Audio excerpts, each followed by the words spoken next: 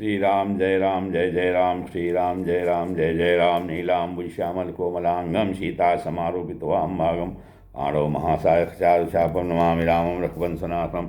ओम श्री सीतारामचंद्राभ्याम नमः महेश्वराभ्याम नमः। ओम श्री एकादशी दक्षिणेश्वर धाम द्वारकाधीश्वरी नमः। सत्संग के क्रम में आज श्रीमद् भागवत महापुराण की छठी स्कंद की पंचदशो अध्याय अर्थात 15वें अध्याय कथा है। इसमें चित्रकेतु को अंगिरा और नारद जी का उपदेश की कथा का श्रवण है। श्री सुखदेव जी कहते हैं, ऊचतुर्मृतकोपान्ते पतितं मृतकोपमं शोकाभिभूतं राजानं बोधयन्तौ सदुक्तभिः।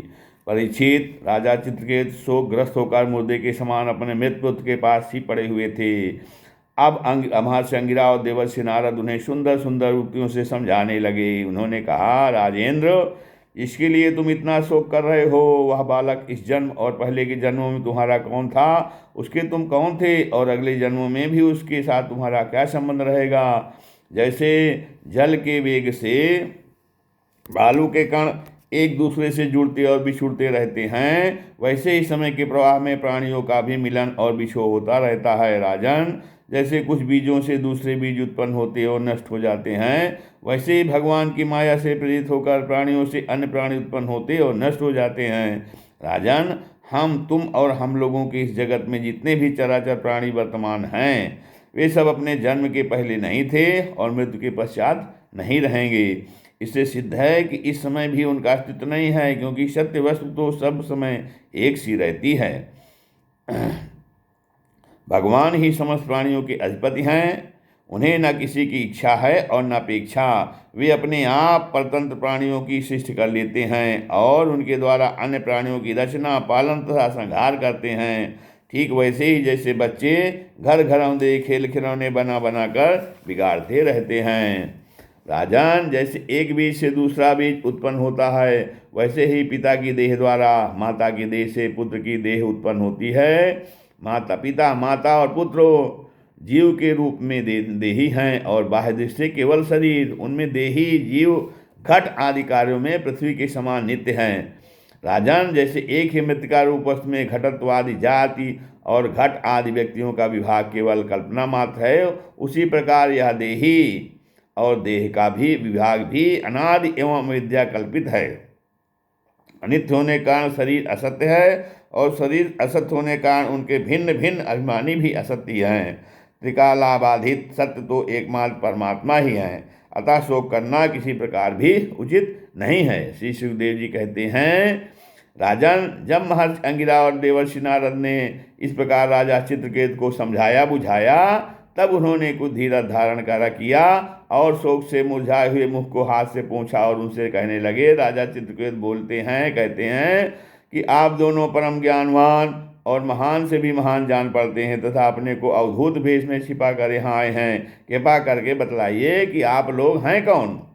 मैं जानता हूँ कि बहुत से भगवान प्यारे ब्रह्मवेत्ता मेरे जैसे विषय प्राणियों को उपदेश करने के लिए उन्मत्त का सा भेष बनाकर पृथ्वी पर स्वच्छंद विचरण करते रहते हैं। सनत कुमार, नारद, ऋभु, अंगिरा, देवल, असित, अपांतरतम, व्यास, मार्कंडेय, गौतम, वशिष्ठ, भगवान परशुराम, कपिल देव, सुखदेव, दुर्वासा, याज्ञवल्क, जातुकर्ण, आरुणि, सोमश्यवन, दत्तात्रेय, आसुरी, पतंजलि, वेदशिरा, बोध्यमुनि, पंचशिरा, हिरण्यनाथ, कौशल्य, रुद्रदेव और ऋतध्वज, ये सब तथा दूसरे सिद्धेश्वर ऋषिमुनि ज्ञान दान करने के लिए पृथ्वी पर विचरते रहते हैं। स्वामियों, मैं विषय भोगों में फंसा हुआ मूढ़ बुद्धि ग्राम्य पशु हूँ और अज्ञान के घोर अंधकार में डूब रहा हूँ। आप लोग मुझे ज्ञान की ज्योत से प्रकाश के केंद्र में लाइए। अंगिरा जी कहते हैं, अहम ते पुत्र कामस्य पुत्रदो अस्म्यंगिरा नृप एव ब्रह्मसुता साक्षान् नारदो भगवान ऋषि। महर्षि अंगिरा ने कहा, राजन, जिस समय तुम पुत्र के लिए बहुत लालायित थे, तब मैंने ही तुम्हें पुत्र दिया था। मैं अंगिरा हूँ। ये जो तुम्हारे सामने खड़े हैं स्वयं ब्रह्मा जी के पुत्र सर्वसमर्थ देवर्षि नारद हैं। जब हम लोगों ने देखा कि तुम पुत्र शोक के कारण बहुत ही घने अज्ञानांधकार में डूब रहे हो, तब सोचा कि तुम भगवान के भक्त हो, शोक करने योग्य नहीं हो, अतः तुम पर अनुग्रह करने के लिए ही हम दोनों यहाँ आए हैं। राजन, सच्ची बात तो यह है कि जो भगवान और ब्राह्मणों का भक्त है उसे किसी अवस्था में शोक नहीं करना चाहिए। अनुग्रहाय भवतः प्राप्ता वामिह प्रभो ब्रह्मण्यो भगवत भक्तो नवसीदुमर्हति। और कहते हैं, जिस समय पहले मैं तुम्हारे घर आया था उसी समय मैं तुम्हें परम ज्ञान का उपदेश देता, परंतु मैंने देखा कि अभी तो तुम्हारे हृदय में पुत्र की उत्कट लालसा है, इसलिए उस समय तुम्हें ज्ञान न देकर मैंने पुत्र ही दिया। अब तुम स्वयं अनुभव कर रहे हो कि पुत्रवानों को कितना दुख होता है। यही बात स्त्री, घर, धन, विविध प्रकार के ऐश्वर्य, संपत्तियां, शब्द, रूप, रस आदि विषय, राज्य, वैभव, पृथ्वी, राज्य, सेना, खजाना, सेवक, अमात्य, सगे संबंधी, इष्ट मित्र सबके लिए है, क्योंकि ये सब के सब अनित्य हैं। सूरसेन, अतएव ये सभी शोक, मोह, भय और दुख के कारण हैं, मन के खेल खिलौने हैं, सर्वथा कल्पित और मिथ्या हैं, क्योंकि ये न होने पर भी दिखाई पड़ रहे हैं। यही कारण है कि एक क्षण दिखने पर भी दूसरे क्षण लुप्त हो जाते हैं। ये गंधर्व नगर, स्वप्न, जादू और मनोरथ की वस्तुओं के समान सर्वथा असत्य हैं।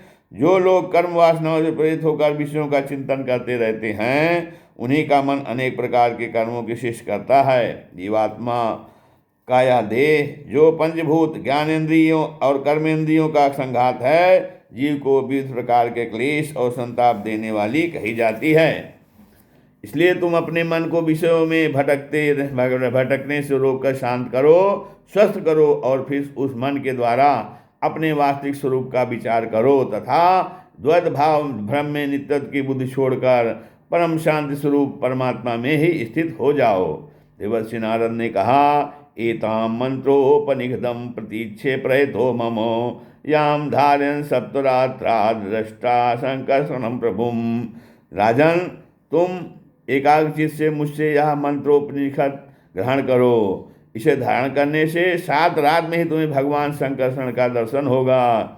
यत पाद मूलामुपसृत्य नरेंद्र पूर्वे सर्वादयो भ्रममिमं द्वितयं विसृज्य सद्यस्तदीयमतुलानधिकं महित्वं प्रापुर्भवानपि परम न चिरादुपैति। नरेंद्र, प्राचीन काल में भगवान शंकर आदि ने श्री संकर्षण देव के ही चरण कमलों का आश्रय लिया था। इससे उन्होंने द्वैत भ्रम का परित्याग कर दिया और उनकी उस महिमा को प्राप्त हुए जिससे बढ़कर तो कोई है ही नहीं, समान भी नहीं है। तुम भी बहुत शीघ्र ही भगवान के उसी परम पद को प्राप्त कर लोगे। इस श्रीमद्भागवते महापुराणे परमहंस्यां संहितायां षष्ठस्कन्धे चित्रकेतु शान्तनं नाम 15 अध्यायः। श्रीराम जय राम।